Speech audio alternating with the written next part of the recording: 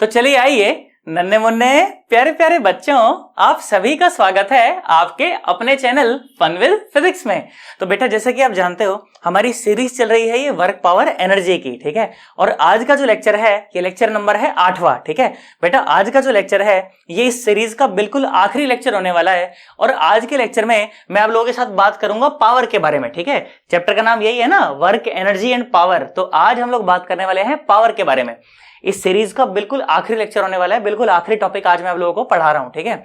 तो जैसा कि मैं हमेशा बोलता हूं कि भाई साहब बढ़िया पढ़ाने की जिम्मेदारी, अच्छा कंटेंट देने की जिम्मेदारी वो मेरी है। बढ़िया से मैं अच्छे से पढ़ाऊंगा आपको। पुराने सालों में जो भी सवाल पूछे गए हैं जेईई मेंस में और एडवांस में पावर से रिलेटेड, वो सवाल भी मैं इस लेक्चर में कवर कर दूंगा। परंतु अच्छे नोट्स बनाने की जिम्मेदारी वो तुम्हारी है बिल्कुल एकदम। तो बढ़िया से कॉपी निकाल करके बैठो, पेन निकाल करके बैठो और अच्छे से नोट्स अपन ने बनाने हैं, ठीक है। जहां पर लगे मैं थोड़ा सा तेज बोल गया या कुछ समझ नहीं आया, वहां पर वीडियो को स्टॉप कर देना है, रिवाइंड करके देखना है, परंतु समझना बहुत बड़े ढंग से, ठीक है। जो भी डाउट आए या तो कमेंट सेक्शन में या ऐप के चैट बॉक्स में, जहां पर भी आपका मन करे आप मुझसे पूछ सकते हो, ठीक है। और मैं तो बल्कि यही बोलूंगा कि इसकी जो डीपीपी और वर्कशीट है वो मैंने चैट पोस्ट पर डाल दी है, मैंने ऐप पर, तो आपको डाउनलोड करो और वो डीपीपी सॉल्व करने का प्रयास करना। और जहां भी जो भी आपको सवाल अटके, कुछ डाउट आए तो मुझसे तुरंत पूछ लेना। वहां पर चैट बॉक्स का ऑप्शन तो दिया ही है कि नहीं। तो वहां पर मुझसे डाउट पूछ लेना और बढ़िया से एकदम अच्छे से तैयारी करनी है, ठीक है। देखो आ जाओ, चलो सुनो। तो ज्यादा चीची पीपी नहीं करते, बात करते हैं अपन किसकी, पावर की बात करते हैं, ठीक है। सुनो, पावर, ओके। पावर को हम लोग यहां पर फिजिक्स में ऐसे पी से दिखा देते हैं। और पावर होती क्या है, चलो आ जाओ। देखो 2-3 डेफिनेशंस होती हैं, मैं बताता हूं आपको। सुनो क्या बोला गया, ऐसे बोला गया कि इट इज डिफाइंड एज, देखो it is defined as the rate of consumption, या तो आप इसे रेट ऑफ कंजम्पशन भी बोल सकते हो या रेट ऑफ डिलीवरी भी बोला जाता है। सर किसकी डिलीवरी होनी है सर, अभी बताता हूं। DELIVERY, VERY, ये वो वाली डिलीवरी नहीं है जो तुम समझ रहे हो, ये डिलीवरी दूसरी डिलीवरी है ये। हाँ यहां सुनो, it is defined as a rate of consumption और डिलीवरी ऑफ एनर्जी, ठीक है। एनर्जी की डिलीवरी हो रही है एक जगह से दूसरी जगह पर, समझ गए हो ना तो मैं क्या कह रहा हूं। हाँ पक्के में हो तुम ऐसे तो बेटा, है ना। It is defined as the rate of consumption और डिलीवरी, है ना, ऑफ एनर्जी, है ना। अब जब भी रेट की बात आ जाती है ना बेटा, देखो रेट, तो रेट का मतलब होता है कि change with respect to time, हमें with respect to time change major करना होता है, ठीक है। तो क्या लिख सकते हैं हम लोग, पावर को ऐसे लिख सकते हैं, कैसे, rate of delivery of energy, इस तरह से लिखा जाता है। बोलो बात समझ आ गई। और यूनिट क्या बन जाएगी, देखो एनर्जी और पर यूनिट टाइम, तो क्या बन जाएगी, जूल पर सेकंड हो जाएगी, इसकी यूनिट हो जाएगी। बोलो बात समझ आ गई, है ना। यूनिट की अगर हम लोग बात करना चाहें तो यूनिट क्या हो जाएगी, बोलो, अभी बताया मैंने, क्या हो जाएगी, जूल पर सेकंड, ऐसा ही यूनिट है इसकी, है ना।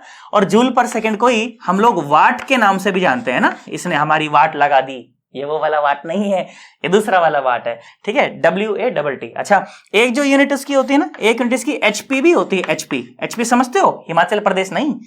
HP मतलब क्या होता है, HP मतलब होता है horse power, okay, horse power. और जो 1 HP होता है वो 746 वाट के बराबर भी होता है, ठीक है। तो एक तो ये बात हो गई, ठीक है। एक डेफिनेशन तो ये हो गई, क्या हो गई, it is defined as the rate of consumption और डिलीवरी ऑफ एनर्जी, ठीक है।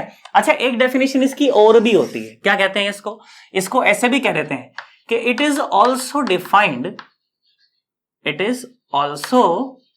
Defined as the rate of doing work, okay, rate of doing work, okay. काम करने की जो रेट है ना उसको पावर कहते हैं। सर कैसे समझे, फॉर एग्जाम्पल हम एक काम देते हैं 2 बच्चों को, एक तो भाई साहब एकदम मुस्टंडा बिल्कुल एकदम अच्छा खासा, एक मेरे जैसा बिल्कुल एकदम, ठीक है। तो काम क्या दिया गया कि एक चेयर है, उस चेयर को 10 फ्लोर ऊपर ले जाकर के उसको रखना है, ठीक है। तो ये जो अच्छा मुस्टंडा है ये इसी काम को भाई साहब बहुत जल्दी से कर देगा, है कि नहीं। और मेरे जैसा बेचारा आराम आराम से चढ़ाएगा, तो हो सकता है कि सुबह चेयर चढ़ानी शुरू करे तो शाम तक चेयर चढ़ा पाए, और ये मुस्टंडा भाई साहब 10 मिनट में चढ़ा देगा। तो इसका क्या मतलब निकला, इसका ये मतलब निकला कि मुस्टंडा मुझसे ज्यादा पावरफुल है। सर पावरफुल है, हाँ, सेम काम को उसने बहुत जल्दी कर दिया ना, तो उसके काम करने का जो रेट है वो बहुत ज्यादा था। तो काम करने का रेट अगर बहुत ज्यादा है तो हम कहेंगे कि आदमी बहुत पावरफुल है। बोलो आया कि नहीं आया। तो अगर रेट ऑफ डूइंग वर्क ज्यादा है तो पावर ज्यादा है, और रेट ऑफ डूइंग वर्क अगर कम है तो पावर जो है वो कम है। बोलो बात समझ आ गई। अरे पक्का है ना, ये बात एकदम। आ जाओ, तो it is also defined as the rate of doing work. मतलब कैसे, रेट का मतलब जब भी आ जाए, अभी भी बताया गया, change with respect to time measure करना होता है, तो change with respect to time किसमें, वर्क डन में। बोलो बात समझ आई कि नहीं आई? अरे पक्का। अगेन वर्क डन की जो यूनिट होती है वो तो जूल ही होती है, और इसकी टाइम तो जूल पर सेकंड, वही वाट बनना था और वही वाट दोबारा बन गया। बोलो आया? अरे पक्का। और एक और बात देखो, और बताता हूं तुम्हारे को बेटा, ये जो पावर होती है ना, पावर, ये एक स्केलर क्वांटिटी होती है, ठीक है, स्केलर क्वांटिटी होती है, ये वेक्टर क्वांटिटी नहीं होती। कहीं वेक्टर क्वांटिटी समझ जाओ, ठीक है। ये पॉजिटिव भी हो सकती है, ये नेगेटिव भी हो सकती है, और ये जीरो भी हो सकती है। बोलो बात समझ आई कि नहीं आई? अरे पक्का, इसमें कोई खास बात नहीं है। सर नेगेटिव पावर मतलब वो पावर ले रहा होगा, है ना। पॉजिटिव पावर मतलब वो पावर डिलीवर कर रहा होगा, नेगेटिव पावर मतलब पावर ले रहा होगा। बोलो बात समझ आ गई?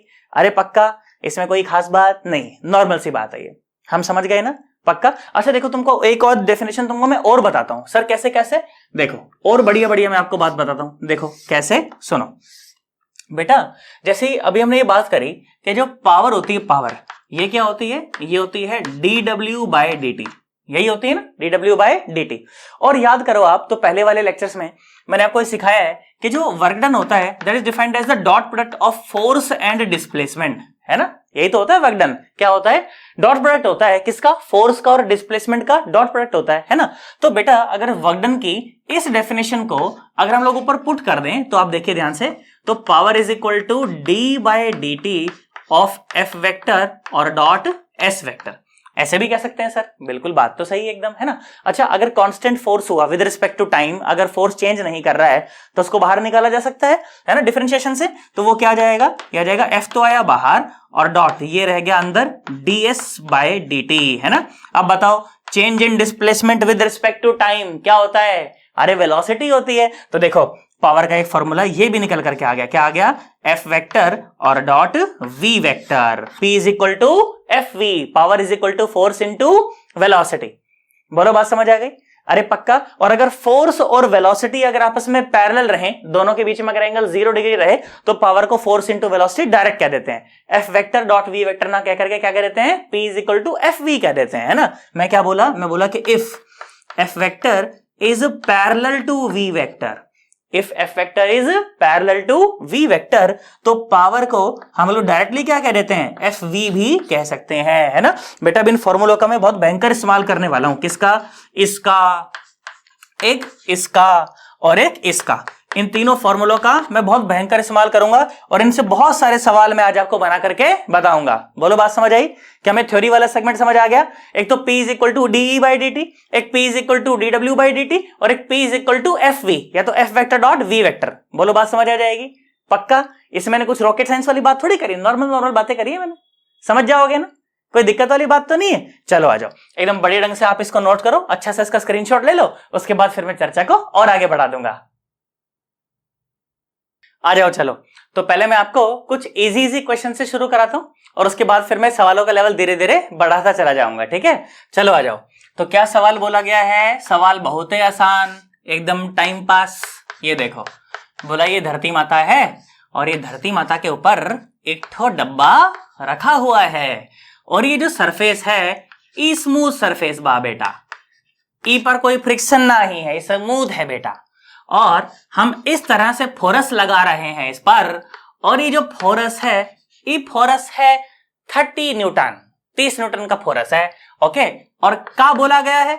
बोला ई गया है कि at t is equal to 0 particle का जो बॉडी का जो वेलोसिटी है ना बेटा, वो 0 है। अब सवाल तुमको क्या पूछा गया वो सुनो, देखो सवाल तुमका ई पूछा गया कि फाइंड आउट, मेरे साथ साथ लिख रहे, फाइंड आउट द पावर, ये बोला गया, find out the power delivered by the force, delivered by the force at t is equal to बोला गया 2 सेकेंड, ठीक है। इस तरह से सवाल बोला गया है, ठीक है, कि जो बॉडी है 2 किलो की, वो इनिशियली रेस्ट पे थी t इज इक्वल टू 0 पर, उसकी वेलोसिटी नहीं थी, ठीक है, और 30 न्यूटन फोर्स जो है आप उसके ऊपर लगा रहे हो, और सवाल ये बोला जा रहा है कि find out the power delivered by the force at t is equal to 2 second. तो सवाल तो बिल्कुल आसान है। मैं तो चाहता हूं कि मेरे बच्चे भाई वीडियो को यहीं पर एक बार स्टॉप कर दें। मैं हिंट दूं आपको ये जो फोर्स है ना, इससे आप एक्सेलरेशन निकाल लो और एक्सेलरेशन से वेलोसिटी आ जाएगी, और वेलोसिटी आ जाएगी तो काम आपका हो जाएगा। पावर का एक फॉर्मूला भी आपको बताया था थोड़ी देर पहले, है ना, बताया था कि नहीं बताया था, उसका इस्तेमाल करना। मैं तो कहता हूं वीडियो को यहीं पे स्टॉप कर दो एक बार, ठीक है, ऐसे छोड़ देना, ऐसे मास्टर को ऐसे छोड़ देना, ठीक है, और उसके बाद सवाल सॉल्व करके नीचे एक बार कमेंट करना कि सर देखो यही आंसर आ रहा है और आपसे पहले निकाला है मैंने। करो करो करो, कर दिया, जल्दी करो। पहले कभी जो ना कहा, लो आज तुमसे कहते हैं। कर दिया ना, जल्दी कर दो। हम आपके दिल में रहते हैं, हम आपके दिल में रह। करा, सुनो, तो करा दो तुमने। यही है ना कि भाई जो नेट फोर्स है इसके ऊपर, नेट फोर्स कितना है 30 न्यूटन है, और नेट फोर्स किसके बराबर होता है, नेट फोर्स होता है डब्बे का ही मास इंटू डब्बे का ही एक्सेलरेशन, है ना। आगे की तरफ कुछ एक्सेलरेशन होगा नहीं होगा, तो डब्बे का ही मास इंटू डब्बे का ही एक्सेलरेशन। अब आप बहुत ध्यान से देखें तो एक्सेलरेशन कितना आ जाएगा, यह जाएगा 30/2, इसका मतलब कितना 15 मीटर पर सेकेंड स्क्वायर, ये आ जाएगा एक्सेलरेशन। ये क्या आ जाएगा, एक्सेलरेशन। बोलो बात समझ आ गई। अब आप बहुत ध्यान से देखें तो क्या एक कांस्टेंट एक्सेलरेशन है क्या, हाँ जी बिल्कुल सही है, 15 मीटर पर सेकंड स्क्वायर एक कांस्टेंट एक्सेलरेशन है।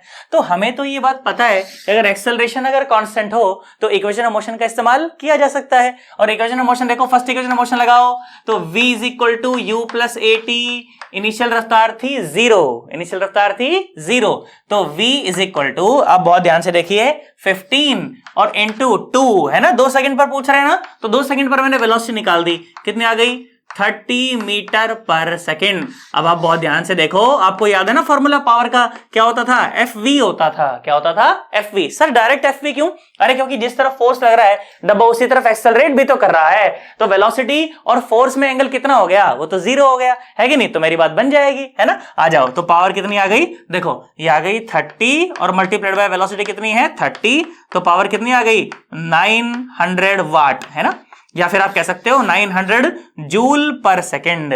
बोलो कहानी समझ आई कि नहीं आई, अरे पक्का, अरे सोच लो। देखो सवाल तो मैं ऐसे भी बना सकता था, देखो ध्यान से देखो कि इसी सेम सवाल में मैं एक सवाल आपको ऐसे बोल देता कि भाई यही है वो धरती माता, पुरानी वाली धरती माता, ठीक है, और पुराना वाला डब्बा और 2 किलो का डब्बा और फोर्स लग रहा 30 न्यूटन, फोर्स लग रहा 30 न्यूटन। और मैं ये भी कह सकता था आपको कि जो फ्रिक्शन कोफिशिएंट है वो 0.5 मान लो, यहां पर कितना मान लो 0.5 मान लो यहां पर। और कहानी फिर से वही होती क्या कि एट t = 0 जो वेलोसिटी है वो कितनी है 0 है। अब मैं सवाल आपसे फिर पूछता कि फाइंड आउट, चलो तुम करना, find out the power delivered by the force at t = 2 second. अब फिर से आपसे ये सवाल पूछ देता तो क्या करते, बस एक फोर्स आपके पास और बढ़ गया। कौन सा फोर्स बढ़ गया, फ्रिक्शनल फोर्स बढ़ गया, है कि नहीं। तो जब नेट फोर्स निकालेंगे तो इस 30 न्यूटन में से वो फ्रिक्शनल फोर्स घटा दिया जाएगा और फिर जो सवाल आएगा बस वही मेरा आंसर हो जाएगा। कर दोगे कि नहीं कर दोगे, अरे पक्का। मैं तो कह रहा हूं वीडियो को स्टॉप करो एक बार, यहीं पर करा तुमने, खुद से करने का ट्राई किया, अरे पक्का। सो मम्मी का समय बेटा तुम्हारे पर करना है खुद से एकदम, करा है ना तुमने, पक्का। मैं करा दूं एक बार, आंसर मैच कराना फिर तुम लोग, ठीक है। अब मेरी बात सुनो, देखो तो क्या करा होगा तुमने यही करा होगा कि अगर ये 2 किलो का मास है तो बहुत ध्यान से आप देखें, नीचे जो फोर्स लग रहा होगा वो 20 न्यूटन लग रहा होगा, है ना, और ऊपर लग रही होगी नॉर्मल। तो फ्रिक्शन फोर्स की जो मैक्सिमम वैल्यू आती है वो आती है μn। इसका मतलब कि 0.5 और मल्टीप्लाइड बाय 20, इसका मतलब 10 न्यूटन।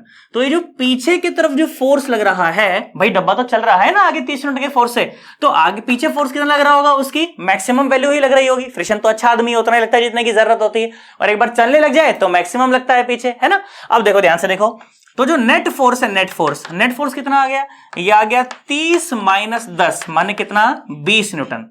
बोलो कहानी समझ आ गई, अरे पक्का। अब बहुत ध्यान से आप देखें तो net force is equal to डब्बे का ही मास इंटू डब्बे का ही एक्सेलरेशन। तो अब जो नया एक्सेलरेशन आ गया वो आ गया 10 मीटर पर सेकेंड स्क्वायर।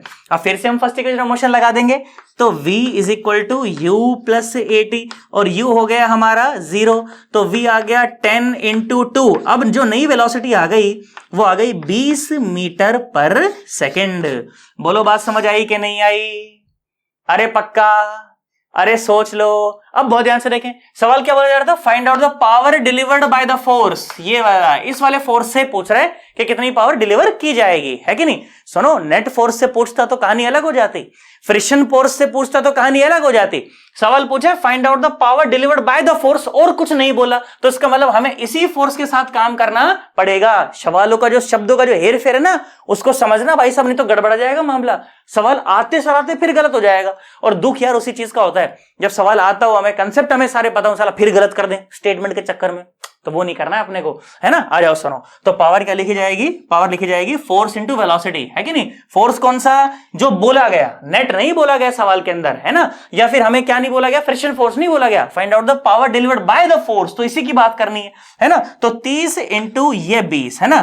तो पावर कितनी आ जाएगी, 3 दूनी 6। बोलो आया कि नहीं आया, तो ये आ गया 600 वाट। ओके जी, तो ये आ जाएगा हमारा आंसर।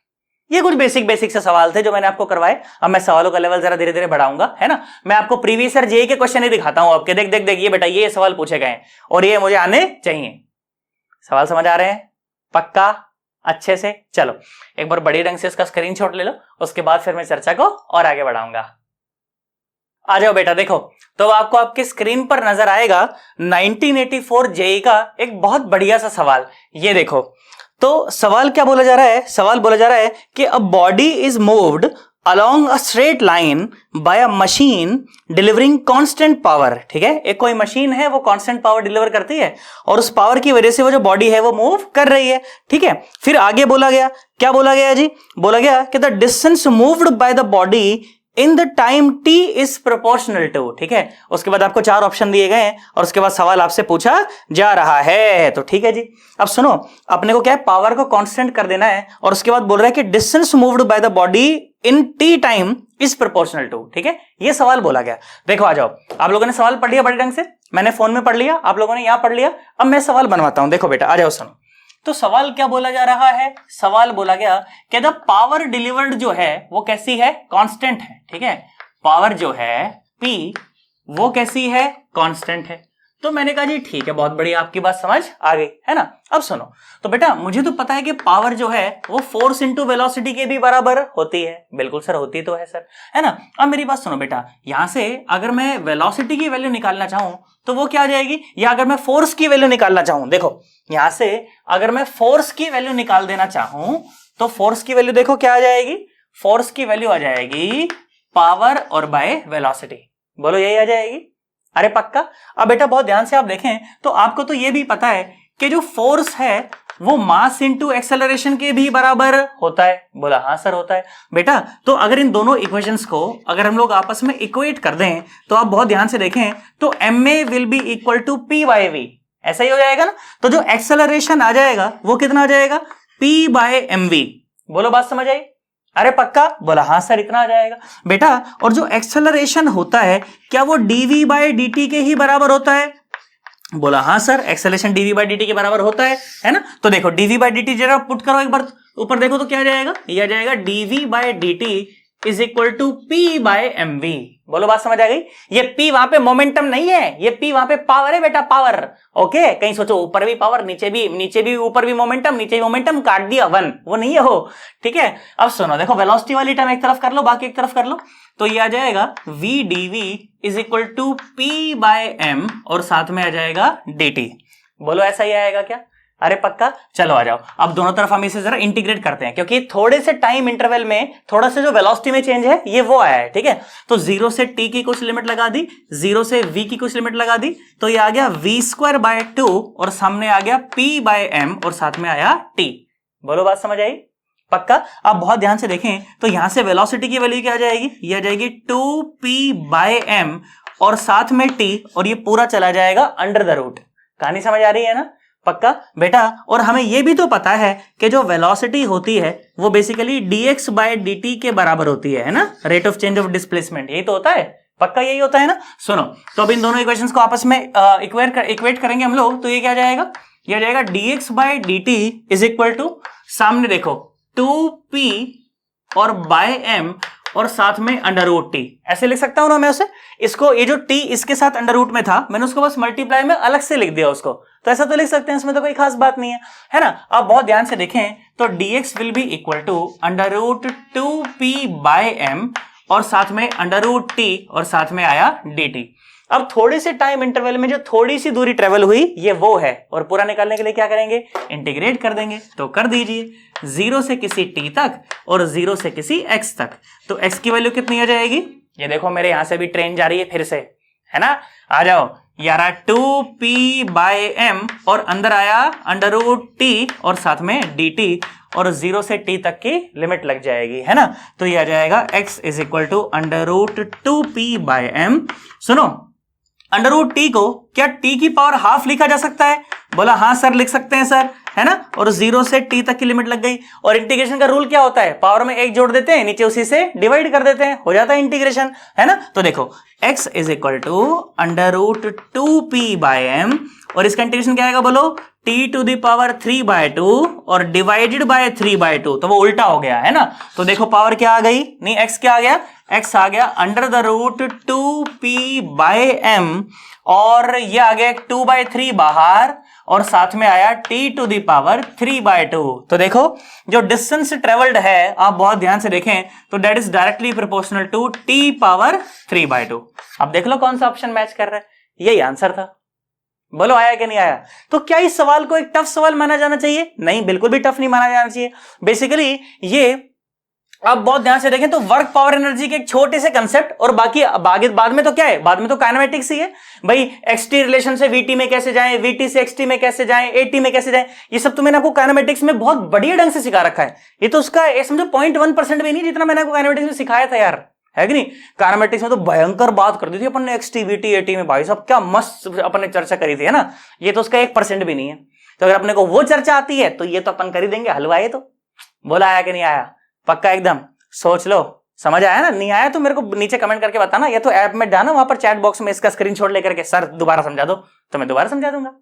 आ गया ना, पक्का। चलो आ जाओ, बढ़िया सा इसका स्क्रीनशॉट ले लो, उसके बाद फिर मैं चर्चा को और आगे बढ़ाऊंगा। आ जाओ बेटा, देखो तो जेई का एक और बहुत बढ़िया सा सवाल देखो आपके सामने है ना। यहां देखो, देख पा रहे हो क्या। अब देखो सवाल क्या पूछा गया, सवाल पूछा गया कि particle of mass 0.2 kg is moving in one dimension under a force that delivers a constant power। Again constant power का सवाल आया, 0.5 वाट पावर दी गई है, ठीक है। If the initial velocity of the particle is 0, the speed after 5 second will be. और अब आप बहुत ध्यान से देखिए बेटा, जेई एडवांस का क्वेश्चन है ये, 2013 में सवाल पूछा। इससे ज्यादा बेकार सवाल मतलब जेई क्या ही पूछ रही है, और इससे आसान सवाल क्या ही पूछ रही है ना। चलो तो मैं तो कहता हूं अब भाई साहब वीडियो को आप यहीं स्टॉप करो। मेरे को तो लगता भी नहीं मुझे क्वेश्चन कराने की जरूरत है, हालांकि मैं करवाऊंगा जरूर, पर मुझे लगता नहीं है। जितनी देर में मैं यहाँ डेटा लिखूंगा, मुझे लगता है मेरे बच्चे उतनी देर में तो सवाल सुलटा देंगे और नीचे कमेंट करके बताएंगे सर देखो आपसे पहले सॉल्व कर रहे हैं सर। हाँ, हल्के मत लेना हमको, हाँ ठीक है। चलो तुम लोग यहाँ पर सवाल सॉल्व करो, मैं तब तक ये डेटा लिख देता हूं यहाँ से टीप टीप के, है ना। क्या सवाल है, सवाल ये है कि ये डब्बा है, तुमको नहीं सुनना है जो मैं कह रहा हूं, तुम सवाल कर लो बेटा, मैं डेटा लिख लेता हूं। ये एक सरफेस था, डब्बा रखा हुआ था 0.2 kg का, ठीक है। आगे से कांस्टेंट पावर डिलीवर करी गई, कितनी डिलीवर करी गई है, 0.5 वाट, ओके 0.5 वाट पावर डिलीवर करी गई। इनिशियल वेलोसिटी 0 थी और t इक्वल टू 5 सेकंड में अपने को कहानी बतानी है। चलो जी, है ना, कर लिया तुमने, बोलो बोलो बोलो, करा। मम्मी का समय तुम्हारे पर एक बार ट्राई जरूर करना, मैं तो करा ही दूंगा, मैं तो कराना ही इसीलिए तो आया हूं यहाँ पे, और क्या करने आया हूं यहाँ पे। हाँ, हमें क्या पता क्या करने आया है, वीडियो बनाने आया है यहाँ पर, पढ़ाने थोड़ी आया है, ये पढ़ाने आया हूं। करा तुमने, अच्छा मेरी बात सुनो, आ जाओ देखो। तो सवाल क्या बोला जा रहा है, सवाल बोला जा रहा है कि at t is equal to 0, जो इनिशियल वेलोसिटी थी वो क्या थी, 0 थी। बोलो बात समझ आ गई, अरे पक्का। अब बेटा बहुत ध्यान से देखिए, तो जो पावर डिलीवर की जा रही है उस पावर के द्वारा बेसिकली क्या है, ये बॉडी एक्सेलरेट हो रही है, और एक्सेलरेट होने से इसकी जो एनर्जी है वो बढ़ रही है, बेसिकली इसकी काइनेटिक एनर्जी बढ़ रही है। तो हम पहले ये निकाल लेते हैं कि इस पावर के द्वारा इसकी कितनी एनर्जी बढ़ गई, और वो सारी की सारी एनर्जी इसकी काइनेटिक एनर्जी के फॉर्म में हो जाएगी। तो उसको इक्वेट कर देंगे तो हमारा काम हो जाएगा कि नहीं हो जाएगा, है ना। अब मेरी बात सुनो, जो पावर की बेटा जो बेसिक डेफिनेशन होती है वो ये होती है कि power is defined as rate of consumption of energy. तो बॉडी ने कितनी एनर्जी कंज्यूम की है, कितनी एनर्जी उसने खुद गेन कर ली है, वो निकाल लेते हैं। आप बहुत ध्यान से देखिए, तो जो डीई है क्या वो इसके बराबर आ जाएगा, पी डी टी के बराबर आ जाएगा। बोला हाँ सर आ तो जाएगा सर, तो इंटीग्रेट कर दो। आप देखो तो ई की वैल्यू क्या आ जाएगी, पी तो कांस्टेंट है, सवाल में बोला है कि कांस्टेंट पावर है, तो अंदर क्या बचेगा, dt बचेगा। नहीं आया ना, आया। और कब निकालना है, 5 सेकंड में। तो 5 सेकंड में हम लोग देख लेंगे कि कितनी एनर्जी बॉडी ने खुद गेन कर ली है ना। तो देखो एनर्जी क्या आ गई, पावर, और ये इंटू हो जाएगा 5, है ना। चलो पावर की वैल्यू भी पुट कर दो, तो कितनी आ गई एनर्जी कंज्यूम, कितनी आ गई बॉडी के द्वारा, वो आ गई 0.5 और इंटू 5। अच्छा 0.5 तो 1/2 भी होता है, और ये हो गया 5, तो एनर्जी हो गई कितनी, 5/2 जूल। बोलो कहानी समझ आई, अरे पक्का। और ये जो सारी की सारी एनर्जी जो बॉडी ने कंज्यूम करी है ये किस फॉर्म में चली जाएगी, उसके काइनेटिक एनर्जी के फॉर्म में चली जाएगी, है कि नहीं। तो देखो जो एनर्जी कंज्यूम्ड है ये सारी किस फॉर्म में रहेगी, बॉडी के काइनेटिक एनर्जी के रूप में रहेगी, है ना। चलो आ जाओ, तो इक्वेट कर दो उसको। तो ये आ गई 5/2 is equal to 1/2 into mass. Mass कितना था, 0.2 था, और साथ में आया वेलोसिटी का स्क्वायर। आ गया ना, देखो 2 ने 2 को मार दिया, तो ये आ गया 5/0.2 और is equal to v square. तो v square is equal to 5/2 into 10, वो ऊपर चला जाएगा ना उसका, तो ये कितना आ जाएगा, v square is equal to आ गया 25, है ना। तो वी कितना आ गया, वी आ गया 5 मीटर पर सेकेंड। ये हो जाएगी इसकी वेलोसिटी आफ्टर 5 सेकेंड। बोलो कहानी समझ आई, अरे पक्का। अब बताओ जेई एडवांस के लायक इसमें क्या है, ऐसी खास बात है, कोई खास बात नहीं है। 2013 एडवांस में पूछा, ये कोई सवाल है, पर अब अपने को समझ आ गया ये। बोलो आ गया है क्या, अरे पक्का, सोच लो 100% एकदम। नीचे कमेंट करके मेरे को बताना तुम्हें कैसा लग रहा है, पढ़ाया हुआ समझ आ भी रहा है कि नहीं आ रहा। पर चले बोले ये पता नहीं क्या पढ़ा रहा है, या तो यही जानता है या ऊपर वाला जानता है, ऐसा नहीं होना चाहिए, है ना। चलो मैं यहाँ पर खड़ा हो जाता हूँ साइड में एकदम बड़े ढंग से, आप अच्छा सा इसका स्क्रीनशॉट ले लो, उसके बाद फिर मैं चर्चा को और आगे बढ़ाता हूँ।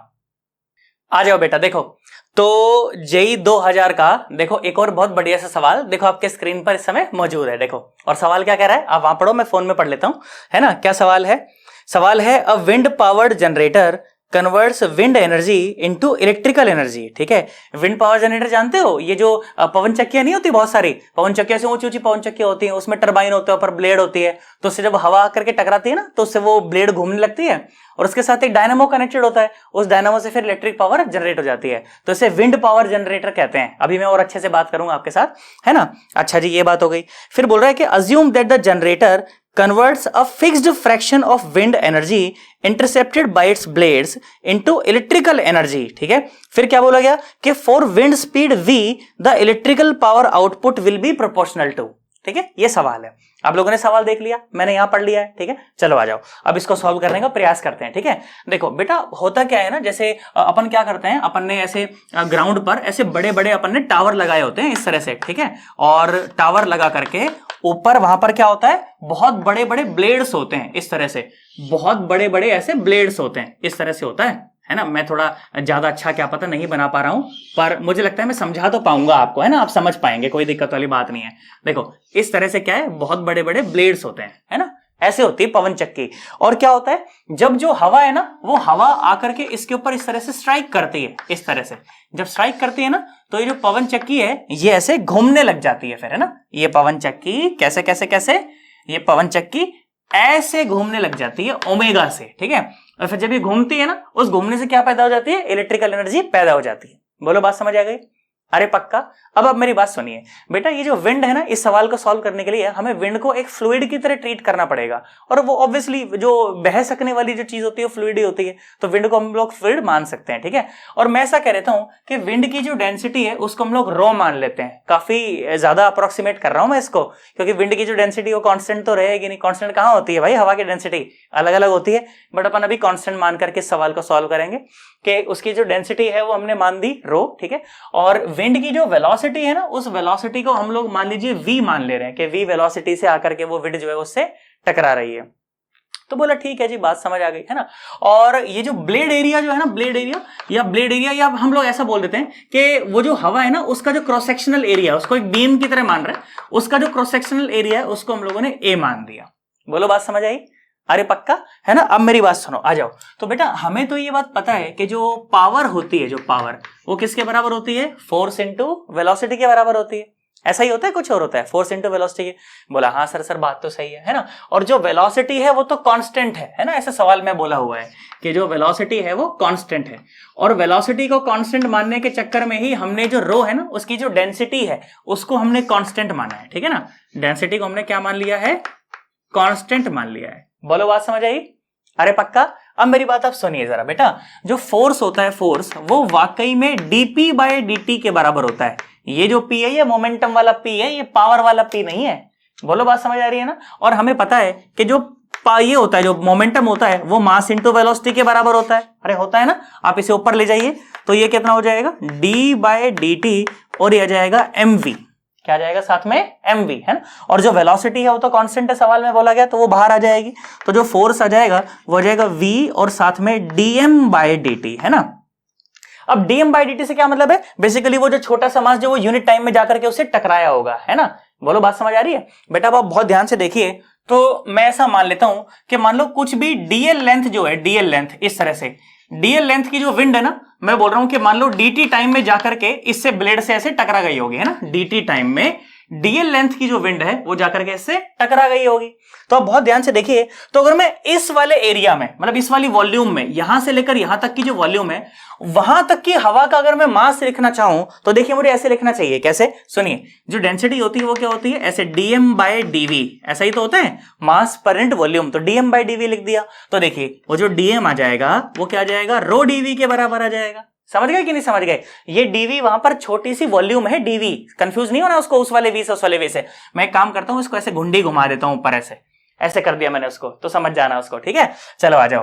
तो dm क्या आ गया? ये आया रो। और सुनो, इस dv को क्या मैं ऐसा लिख दूं? adl, इसमें तो दिक्कत नहीं है ना। adl लिख सकते हैं कि नहीं लिख सकते यार? बोलो बात समझ आई कि नहीं आई? भाई एरिया ऑफ क्रॉस सेक्शन को अगर हाइट से मल्टीप्लाई कर देते तो वॉल्यूम मिल जाती है ना। ऐसा ही होता है कि नहीं होता कि एरिया ऑफ क्रॉस सेक्शन को अगर लेंथ से मल्टीप्लाई कर देंगे तो क्या मिल जाएगी? वॉल्यूम मिल जाएगी, है ना। अच्छा जी, तो dm को हमने क्या लिख दिया? रो adl लिख दिया, इसमें कोई दिक्कत वाली बात नहीं है। अब आ जाओ, देखो ध्यान से देखो। तो बेटा जो फोर्स आ गया, फोर्स वो क्या आ गया? वेलोसिटी, और d बाय dt, और साथ में क्या है? देखो रो और a और साथ में dl, है ना। जो कांस्टेंट चीज है उसको बाहर निकालो। देखो रो कांस्टेंट है, a कांस्टेंट है, और अंदर बना हुआ है dl बाय dt। अब तुम मुझे ईमानदारी से बताओ, ये dl बाय dt क्या है बेटा? dl बाय dt है वेलोसिटी ऑफ विंड। ये क्या है? Velocity of wind. बोलो बात समझ आ गई? हाँ जी सर, ये बात तो समझ आई कि ये क्या है? वेलोसिटी ऑफ विंड है बेटा। एक तो मेरे यहां से जो ट्रेनें निकलती है ना बेटा, ऐसे दिमाग खराब कर देती हैं, एक के बाद एक, एक के बाद एक, एक के बाद एक।